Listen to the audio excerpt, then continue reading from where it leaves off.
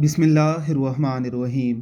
हज़रत अब्दुल्ला बिन उमर रज़ी अल्लाह ताला अन्हुमा से रवायत है कि रसूलुल्लाह सल्लल्लाहु अलैहि वसल्लम ने इरशाद फरमाया, तीन शख्स ऐसे हैं कि जिनको क़यामत की सख्त घबराहट का खौफ नहीं होगा, न उसको हिसाब किताब देना पड़ेगा जब तक कि मखलूक अपने हिसाब किताब से फारग हो।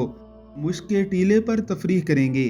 एक वो शख्स जिसने अल्लाह की रज़ा के लिए कुरान शरीफ पढ़ा और इस तरह इमामत की कि मुक्तदी उससे राज़ी रहे। दूसरा वो शख्स जो अल्लाह की रज़ा के लिए लोगों को नमाज के लिए बुलाता हो।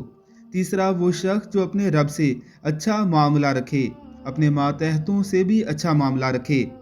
इमाम की सिफ़ात में से एक सिफ़त ये भी है कि उसकी किरात अच्छी हो, वो मुक्तदियों को तंग करने वाला ना हो, यानी बहुत ज़्यादा लंबी सूरतें ना पढ़े, ना ही इतनी कम पढ़े कि मुक्तदी सैराब भी ना हो सकें।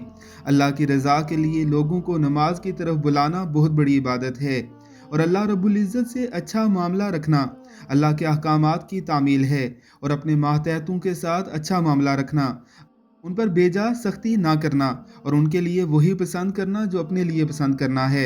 अल्लाह रब्बुल इज़्ज़त की ज़ात हम सबको अमल की तौफीक अता फरमाए। आमीन सुमा आमीन।